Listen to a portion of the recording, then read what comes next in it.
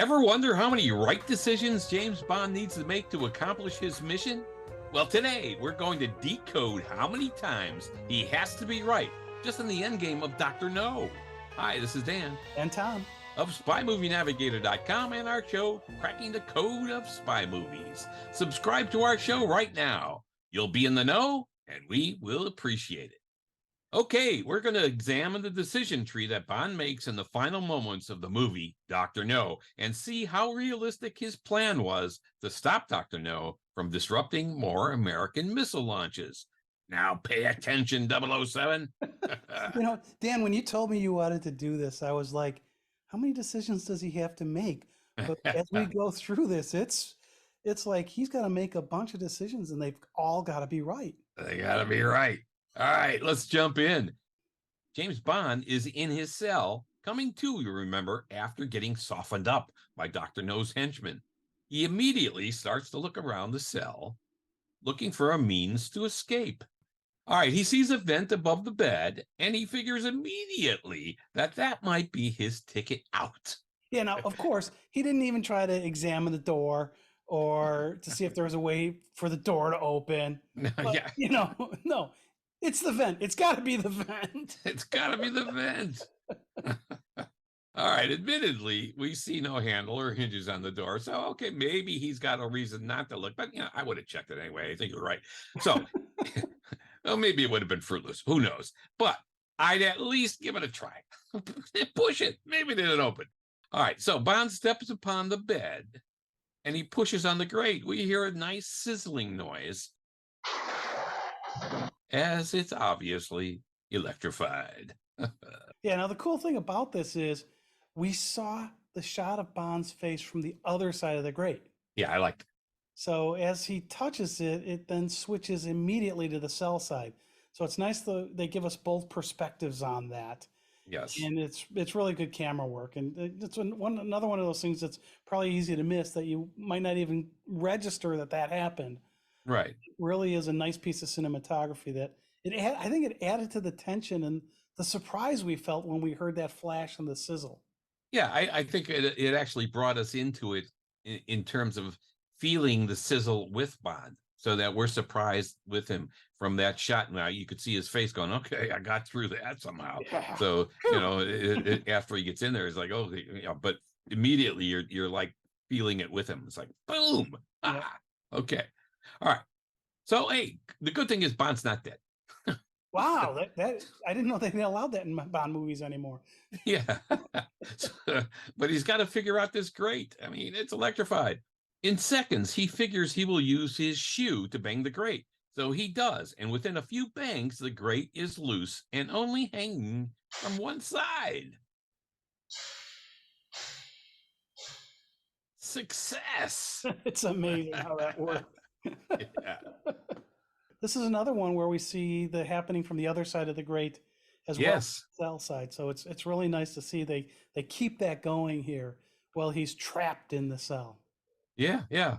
And, again, if I were Bond, I'd want to make sure that the electrifying element is disabled. I mean, one side is still kind of connected. How did he do that? Well, bang it again with your shoe. But Bond climbs up and into this tunnel. And we see this from the inside of the grate again. Like you said, he does touch the grate with his clothed upper body, but no sizzle this time. So, hey, that's good. Oh, it wasn't his hand. Although Yeah. actually, I think the sizzle that was his hand touching it. So Yeah, it was his hand. Yeah. But he's in some type of tube, and after crawling a few yards, his choice of turning left down another connected tube or going straight down a long tube, that decision has to be made. Now what? yeah. So you can see when he's sitting there trying to make that decision. And we talk about the fact that there's all these decision points. He just look at the uncertainty on his face. Yes. He Yes. blinks, he closes his eyes for a second while he's like thinking through Yes. which way to go. And again, he knows he has to make a decision. It better be right. And so again, a really nice touch for this scene as it aligns his fears with ours. Yeah, I think it's very clever of that. And it does exactly that. It does bring us into the scene and into the fear of what might happen next, or hey, you got to make the right choice here. So, Exactly. which way is he going? Forward it is. Avanti in Italian, as we say. Forward. All right.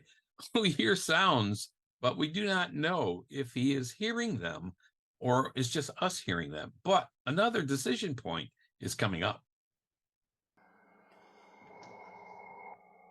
Another tube leads down, and he's looking down it, and we are as well. Now, he could climb down it because there's those ridges and there's Yeah. where the pieces are joined together, so he could use that for footing. Will he go straight or go down? Yeah. Now, think Hey. about this. He's on one level still, the level from where he climbed a few feet into the tunnel from the cell. Yeah. And he knows on this level there are at least some rooms, Yeah. something, so he He has to got out of decide one. whether he's going to continue straight or if he's going to on the same level or if he's going to head down. Yeah. It's another decision point. Which way you going to go? Down or straight? Hey, man. So Choices, again, choices, choices. he has to decide right. He must make the right decision because he has no idea where any of these tunnels are leading him, really. He has no Yeah, clue. really. They're Again, just in tunnels. again, Wait, though, wait, maybe he's going to pull out his schematic. yeah. Yeah. Again, you can see the uncertainty in his face, again, which adds to the drama and good piece of acting here by Sean Connery, which is, it really is great acting. And it's nice when you see that kind of tension in his face and it's sharing the tension with us. So that part is good. Well, where is he going? He decides to go down. I don't, again, this is risky. He doesn't know what the hell's down there. What's he going down into? He has no idea, really.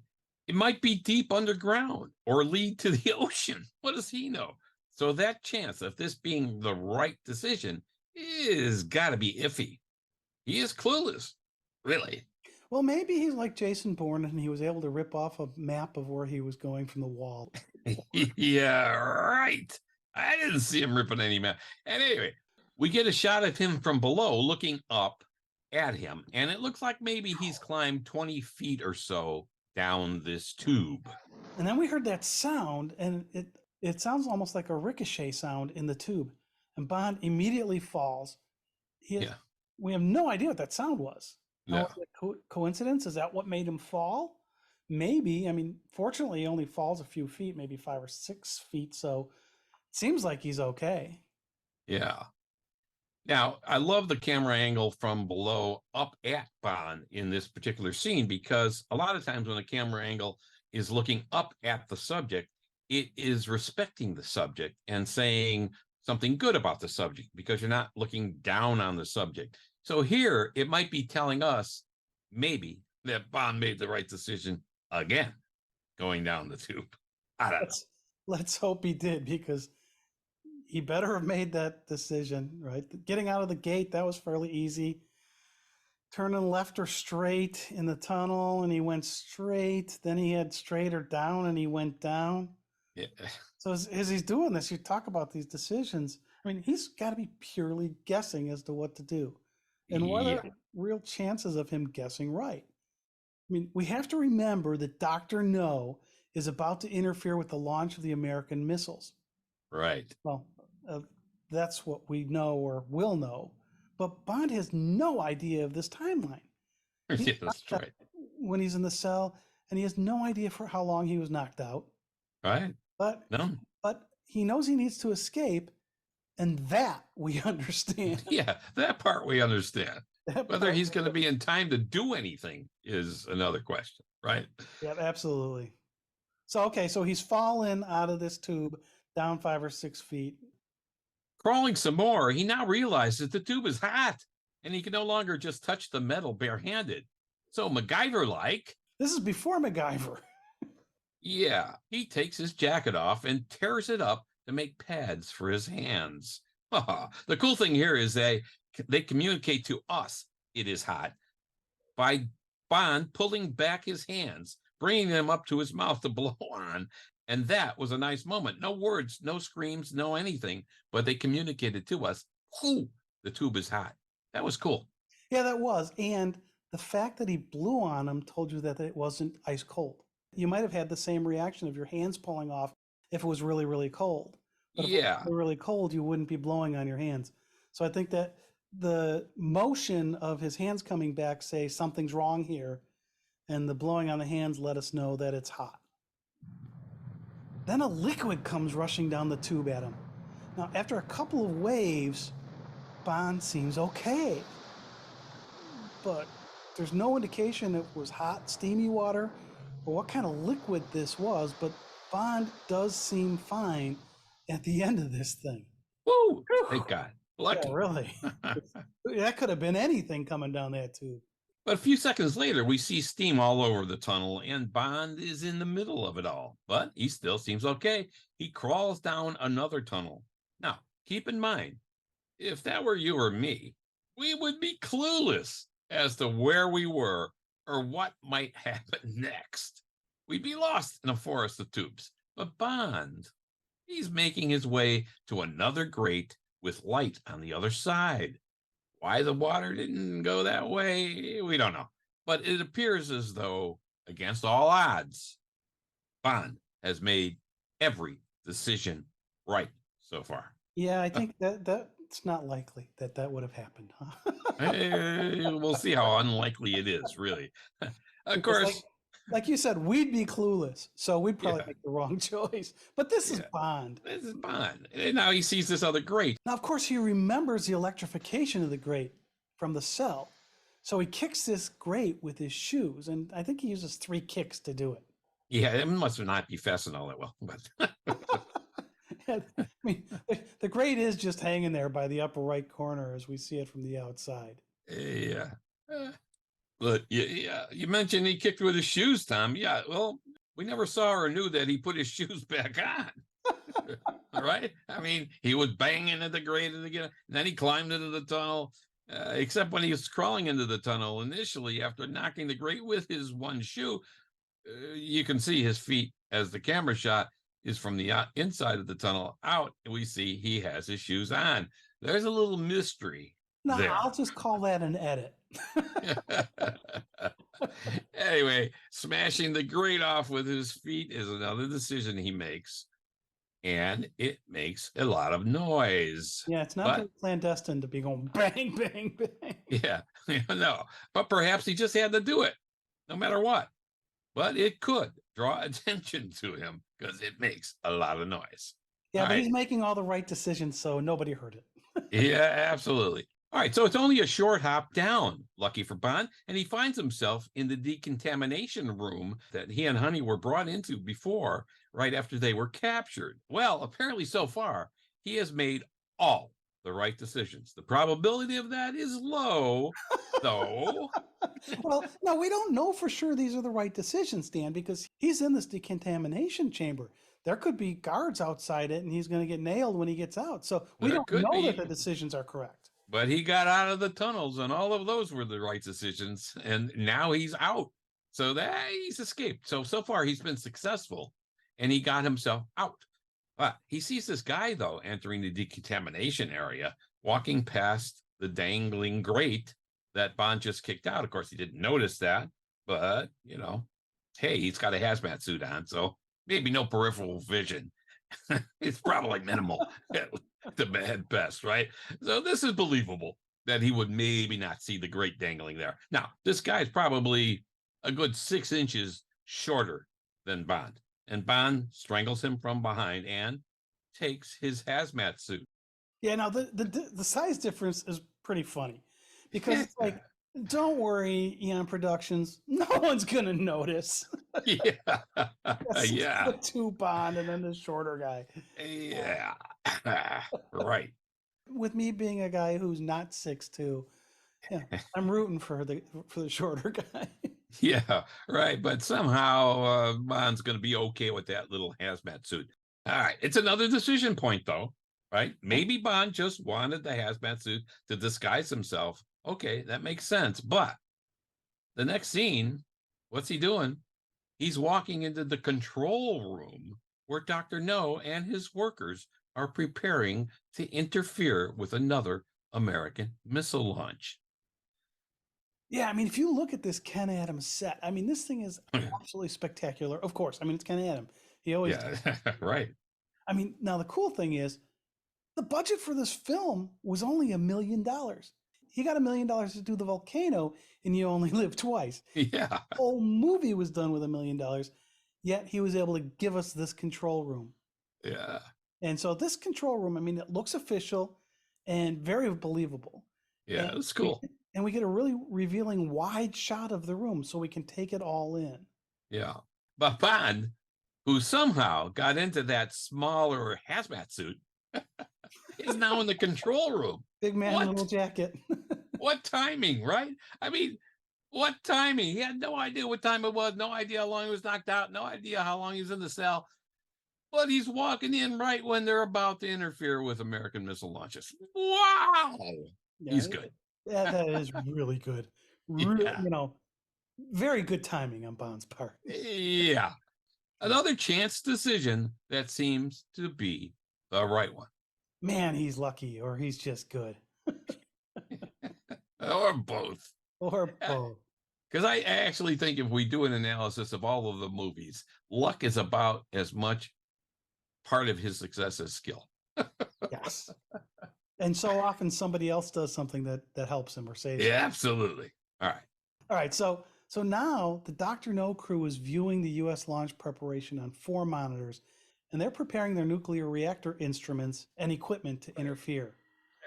Bond, seemingly towering over the others, is going to walk over, and he's walking, and he picks up a file folder to look official, I guess. Now take a look, and you'll notice that there are no name tags on the hazmat suits. That's lucky. Yeah. But Dr. No is calling out orders and then checking in with each of the sections to make sure, like for a launch, that all systems are go. Now, the thing about those name tags is Dr. No is going to call out a name. How does Bond know to react to that name? Because there's no name tag on the hazmat. Yeah. That's a good point. Oh, well, that's the way it happens. Yeah. It's Chang, I believe. It's Right. Chang. Yeah. He has to become Chang. Bond notices one worker turning a wheel with a sign overhead that says reactor on. And the wheel he is turning has a limit because in the middle of the meter is danger zone. And we see the reactor in the cooling pool rising on metal frames. Okay, so does Bond have any idea of what's going on here? I mean, maybe a little, but his eyes are fixed on the man who's turning the wheel and keeping it below the danger zone. Does Bond have any clue about that? No. But he's thinking, I got to do something to get it into the danger zone, though, right? I guess, is the danger zone good or bad? I don't know. I mean, we've seen this wheel. We've seen this wheel enough to know that somehow Bond must get to the wheel and turn it beyond the danger zone. That's what Bond's thinking. I got to turn this thing beyond the danger zone, of course, endangering his own life, which is pretty spectacular of him, and that of everyone else, of course. But he's Bond for Queen, now King, and country. Now, Dr. No calls out each component to make sure it's ready. Control, thermal converters, radiation, energy stabilizers, and each signals it's ready. Then he calls out, fuel elements. West check. Another worker points to Bond, 6'2" Bond, much taller, we are sure, than Chang, but no worries. And again, no names on the suits, like you said, Tom. And how did they know that was Chang? What are you doing there? And he tells him to get onto the gantry. Well, that's nice and convenient. Well, no one suspects that Chang, though he is much taller than usual, is not in the right place. Well, now, to be fair, he's standing there by himself. So you don't have a person there for reference. No, that's true. But he looks big. Yeah. So Bond climbs up the gantry where the wheel is, and Dr. No orders, shut down the reactor. And the man starts to turn the wheel left. Meantime, the Americans are talking at Mercury Control, and Mercury was indeed the first manned space program name for the United States. So that was all accurate. Yeah, I like how they did that. Yeah, that was cool. Dr. No gets the radio beam synchronized. Remember, this is how they disrupt the American missiles. Americans' first man in space actually was Alan Shepard. He was launched in a Mercury capsule May 5th, 1961. but there were several test launches of the missile and unmanned capsules before that. So Dr. No actually reflects some good history here. Yeah, I it's like it. like he's trying to manipulate what's going on with what the space agency is really trying to do. So the timing of this thing, given that it's concurrent with when these tests are happening in the U.S., Yeah, it's excellent. great timing for the release of this movie. Yeah. So Bond not only has to choose wisely to kill that guy and take his hazmat suit, which somehow fit him, Okay. then he enters the control room just at the time they're preparing to disrupt another American space launch. But he also got Chang's spot, which is up on the reactor platform where the wheel is. Oh my Now, God, that's phenomenal. now that is planning, or one hell of a lot of luck. And it seems like the latter. I'm going with luck. Then there's a shot of a radio beam antenna in water and a small boat, which is obviously a scale model. But let's move on. It's their first Bond movie. They actually ran out and got a little toy boat because the director wanted it in there. He said, we need a boat. it was good timing of them to do that. Yeah. So we get this little boat. So Bond is at the wheel and he begins turning it to the right, and he's going to get that meter just past the danger zone reading. And he gets it above there, and the original guy saw what was happening. Bond knocks him over the railing. Dr. No now sees it and yells to shut down. And the abandoned area light is on as warning bells sound. Oh no! Oh yeah, man. I mean, Bond, one man, is causing absolute turmoil and chaos here. Dr. No will have none of it, and he wants Bond to pay for this. So he's racist towards Bond, of course. There's a fight on the platform while we hear the Mercury rocket is launching undisturbed. Yeah. Now, if Dr. No could just land a hit with those metal hands of his, it could be the end of Bond. Yeah. I mean, Dr. No tries several times to get to Bond, and he only partially connects, or he misses. Yeah, mostly misses. Yeah, mostly misses, which is probably a good thing. Now, that platform that was in the cooling agent has started rising since the wheel's been turned to the right, and it's past the danger zone. So it's trying to come up for us. Yep. And at this point, both fall into the metal platform that rose out of this liquid. But for some reason, maybe their weight, the platform they're on begins to sink into the coolant.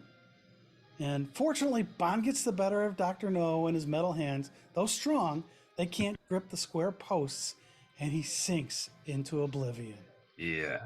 Now, of course, Bond is going to get out of this room, and he starts looking for Honey. Which I thought was nice. Now, he could have just left, but he's going to risk his life to save hers. Yeah. And that's pretty damn good. It is pretty damn good. And this shows us for the first time that Bond is not just in it for himself. Yeah. He successfully completed his mission of shutting down Dr. No's operation. Right? So he's done with it. So really, his mission is done. You're done. Get out. The hell with everybody else. Get out yourself. But Bond reveals another part of his softer side to us, saving the girl in distress. Yeah, I mean, we saw the softer side with when Quarrel was killed, and now we see this softer side where he's going to risk his life to go save Honey Rider. That's pretty nice. I mean, this is another big decision point, right? As a secret agent, a blunt instrument of the government, this isn't a good decision. He should be leaving. Well, it could be a good decision for her. Yeah, definitely for her.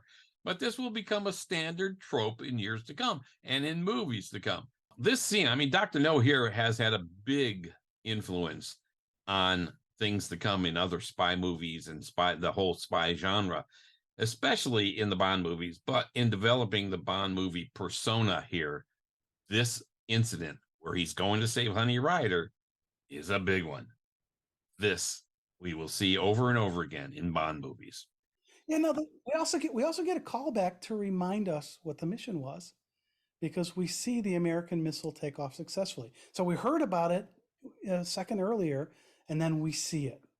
Yep. Whew, thank goodness. Yeah, I mean, all because of Bond, one guy. Of course, there's chaos and there's people running all over the place here to try to get the hell out of there. Well, they may save know their what own a lives. nuclear reactor meltdown might do to them. Yeah, but Bond, no, he's looking for Honey. It's like, okay, that's cool. You are a noble man. I'll tell you that. And then he goes to her room like she would be sitting around there during all this commotion and turmoil. That was a funny moment, I thought. Come on, Bond, really? Maybe, although she was locked up there, who knows? So he had to go look. Yeah, really. Yeah. So, and then she's not there. So No. he goes out and in the hallway and he randomly trips a guy and he asks, where is she? You know, he wants to know where she is. And this guy was random here. He has no clue. And so Bond punches him since it's like, oh, you couldn't give me the information I want. Whack. Yeah. Bam. But fortunately for him and for Honey, he runs into a woman and he asks her, where's the girl I brought with me? And she says, number 12. Yeah, he's not happy with that. Yeah, he seems disturbed there, but he says, show me. And she does. Yeah, and wow, Honey is there. She's there all right, but she's chained down on this ramp, and water is starting to flow in to drown her. I guess they wanted her to die a slow death. You know, a lot of times in Bond movies to come, it's a slow death. It got to be a complicated way of dying and killing people. Hello, just kill her. You know? Just kill her. When Bond bursts in the room, he quickly dismisses a guard and starts to run down the steps. And there's a moment where a shadow is cast against the wall. Yeah, I thought it was a cool shot. It's like he's running down another flight of stairs in the opposite direction. Just a lighting decision, maybe? Or does it show that Bond is bigger than Bond, determined, and now maybe at least somewhat in control? I liked this shot a lot. I thought it was great. Yeah, I actually did too. And it reminded me of In the Adventures of Tartu. When Tartu is in that gas plant and he plays with the alarm, you see a huge shadow of him. And actually, there are quite a few shadows of him when he's in this plant. Yeah, yeah. That's a great movie, by the way. Yeah, it is. If you haven't seen it, it's a really good spy movie, The Adventures of Tartu. Take a listen to our podcast episode on that one. Good one. All right. Absolutely. Yep. Now, I also had to think of Peter Pan and his shadow. All right. Because you've got this picture of Bond and his shadow's against the wall, and it almost makes it look like he's running the separate direction. Yeah. Which is when you get into Peter Pan. Okay, I see where you're going. His shadow is doing something different. Yeah, okay. And I like that. Again, it's Peter Pan predated this movie. Yeah, what, 1953 or something that was, right? Yeah, 1953. Yeah. So did it influence that one? And maybe Dr. Facilier from Princess and the Frog, that was like 2009, when he wages his soul, his shadow disconnects from him. Maybe Dr. No influenced that movie. Yeah, either that one or it's either Peter Pan or Dr. No probably influenced Dr. Facilier. So that was a good call. I forgot about that one out in the future. Yeah, one or the other. I don't know, or both. Anyway, Bond is able to free her. Now, this scene was originally supposed to be filmed with her chained down, but instead of water, live black crabs were going to eat her to death, like in the novel. That would have been torture. Not for the crabs, for Honey, I mean. Dan, you're so but when trying to film it, the crabs had been brought in chilled or frozen, and the whole scene just did not work. So they scrapped it. So this scene is far less dramatic and nerve-wrenching than the novel's version, I think. Well, and they had issues. So they had the issues with the crabs here, and then in From Russia with Love, they had an issue with those rats that they were to film. Yeah, you really didn't see a bunch of small animals in Bond movies after that. Yeah, they're hard to control. Yes. You can't train these little guys. Yeah. All right, let's cut to the outside now. And people are diving into the water, escaping by boat, and running to get away. I mean, this place is going to explode. It's pandemonium. Pandemonium. It's broken loose. And now Bond and Honey must get out. All right. Among the chaos and people running all over the place and diving into the water, Bond makes another correct decision to turn left and get down to a boat. Ah, that's good. So they jump down, commandeer a small boat, knocking two guys off of it, and get away just in time. Now, you say just in time. I mean, this is just in time because we have a nuclear reactor that's going to have a problem. And I'm not exactly sure they really get away just in time because if it was really a nuclear reactor blowing up, they probably would have other issues. And they get out of there as Dr. No's lair explodes in glorious Yeah. color. Yes. Yes, yes, yes. Absolutely. And you've got to give props to the miniature model makers here because this was very well done explosion in 1962. It was. I Yeah. mean, there are two or three main explosions with flames and a lot of black smoke and pieces of debris flying all over. But Bond and Honey managed to get away. Yes, A they very do. peaceful scene. Yeah. I mean, more decisions Bond had to make during all of this. Find Honey rather than just get out himself, then wing an escape plan, as he did, as he had done. That's what he did. He set the whole thing exploding in motion himself. And then he thought, oh, how do I get out of here? Now Love it's it. time to leave. Yeah. If he were like Daniel Craig, he might have convinced Broccoli and Saltzman to just let him die there. A sacrifice of sorts. But nah, that's just too corny. I'm never going to let that go. Yeah, I understand. All right, so then through a veil of smoke, we see the boat floating, but we don't see Bond or Honey. Yeah, a little This is frightening the moment first there. James Bond movie. We don't know if there was going to be more. Might they have died? The scene, though, is pretty short. Plant-sat scene. But then we see Bond checking the engine. They've run out of fuel. Oh my God. That old trope. This does happen to Bond later in License to Kill. Yeah, And Timothy Dalton's Bond. Yeah, Runs out so of fuel. this was kind of a good plan to try to escape. Yeah. Well, they got a little ways away. I don't know how much that's good for a nuclear reactor, like you said, but okay. Now, they're going to get away. The boat's not going anywhere, so they're away. They're in the water. Well, I mean, they could swim. Yeah. But Bond says, come here. So this is the first instance of Bond not wanting to be rescued right away. When yeah, there's the Bond girl with him at the end. yeah, And out of nowhere, and you can't see who's in the boat since Bond and Honey are at the bottom. This Navy boat approaches, and Leiter says, Boy, Mr. Bond. okay, we have no idea that they knew where Bond was. I mean, was there a tracking device? I mean, yeah. who knows? I mean, we didn't see a tracking device. No. You know, they show us the tracking device in Goldfinger for Bond, Yeah. but we don't see that here. It's how good Felix Leiter is. But I also like the fact that Honey looks a little miffed and looks, stomps her foot as she looks back at Leiter. Yeah. So Bond throws them the rope so they can get towed. But why didn't they just get aboard the Navy vessel? Why did they get towed? I mean, and just leave this small, incapacitated boat? Float away. Yeah, leave it. I mean, why would they do that? Well, if we did that, we would miss the ending where Bond releases the rope that they're towed by and they're free. Yeah. Bond, for the first time, tells us more of his character. Yeah, and a good one. A part of his character we will see many times to come.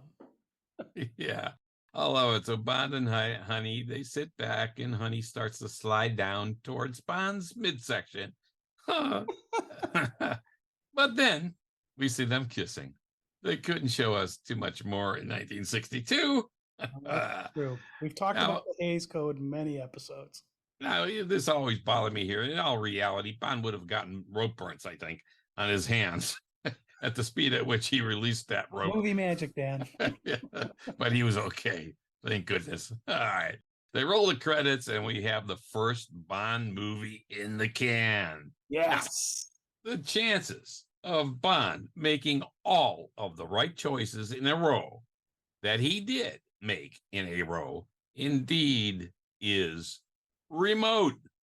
Well, at least it's that's complex. Not a high percentage. Not a high percentage. Definitely some complex math there. All right, and here you go. If you flip a coin 10 times, you get 0 heads about 0.1% of the time. So what is One that? head, Standing on its edge? yeah, one head's about 1% of the time, two heads about 4% of the time, three heads about 12% of the time, four heads about 21% of the time, and five heads about 25% of the time. Thus, the chances of getting five heads is about 1 in 4. And that is about the percent that Bond had to make all the right decisions that he made in this ending of Dr. No. But he's Bond. Yeah, see, and I'm gonna call you on those numbers for a second, because he had to make each of these right decisions, but you don't know if he hadn't gone down, and if he had gone to the left, would We he don't. actually be able to get out? So the math is a little iffy here. I also think the odds are even worse in his favor than 1 in 4, but still, if you look at that, it's convoluted math, because there's a lot of other things you have to take into consideration, because after choice 1, then his choice 2 becomes something different. Does he end up in the same place? We don't know that. We'll never know that. But he's Bond, and this great decision-making, spectacular end of his mission is for us the first of many to come.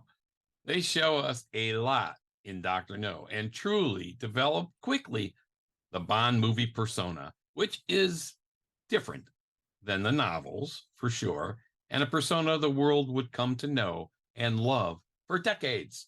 And here we are in Dr. No, the end. Hats off and other stuff to Bond. So that is a wrap of Dr. No and how Bond made every right decision to accomplish his mission. This has been Dan And Tom of SpyMovieNavigator.com and our show, Cracking the Code of Spy Movies. Subscribe to our show right now. Thanks for listening. We appreciate you spending time with us.